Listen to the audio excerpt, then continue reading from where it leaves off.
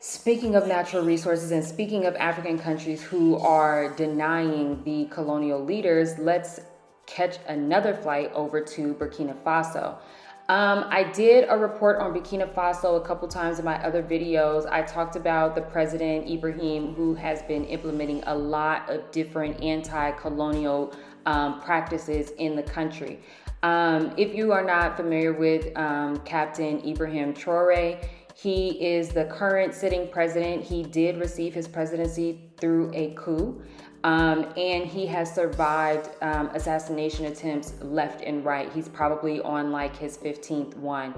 And he just recently survived an attempt that happened some time ago, last week even.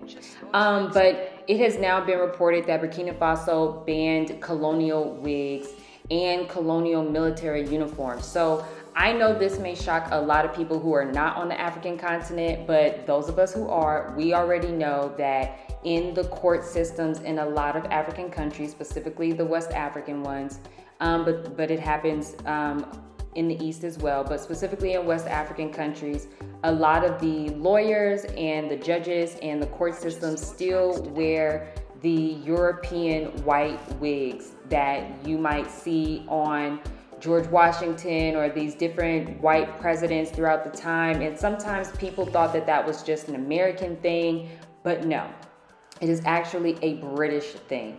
And most of the British African countries do wear those wigs. It is quite embarrassing when you see them, even in Ghana. When you go to law school in Ghana and when you graduate and when you take your photos, your graduation photos, majority of them, people are wearing white wigs. And so it's really, really interesting because, like I said, we are in 2024, but the ways that some African countries still uphold colonial attire is really shocking. And I know for a lot of people in the diaspora, it can be really hard to just accept something like that because we can't really imagine ourselves adopting certain things, even in these countries that are not, our own, like a place like America or even Britain.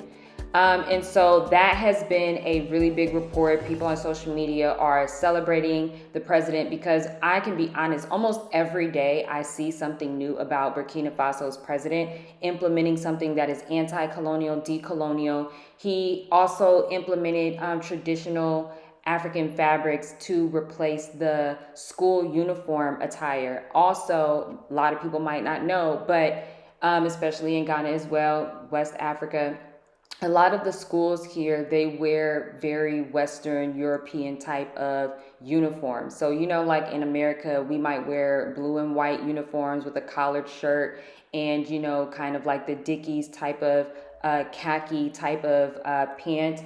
That is the same thing out here. It's not very traditional. It's not very original as we would think it would be or want it to be. But that is changing. And I know in some places like here in Ghana, in some schools and in some corporate settings, they have traditional Friday or Africa Friday where people will actually wear their own traditional clothing or African print one day out of the week.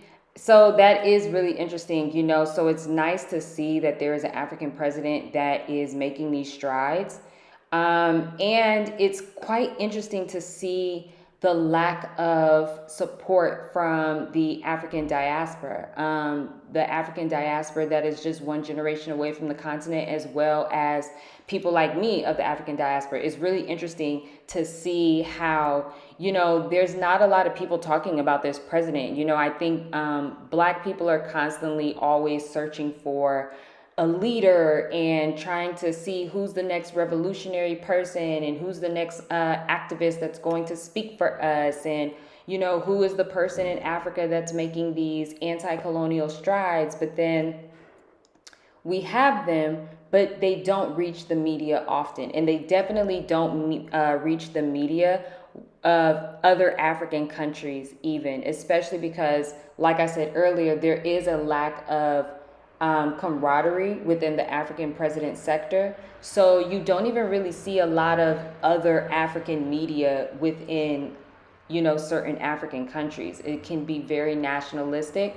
And depending on the side of the colonial spectrum that some African presidents are on versus others, they have the power to pretty much stop anything that may seem in opposition of the current government, which is very interesting because even with Burkina Faso, they also kicked out the French military. So I don't know if the French military is completely out, but there has been conversations about that where Burkina Faso, as well as Mali, and I believe Chad also, and Niger, Francophone African countries are starting to put their foot down and they are kicking out the French military.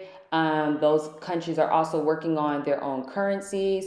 Those countries are working on, really decolonizing their citizens and their governments. And even with Burkina Faso, he's also changed the way that people are getting paid in government and making sure that people are getting paid, reasonable salaries, but also making sure that they're not getting paid, these bribes and things like that that you see going on all over the African continent. So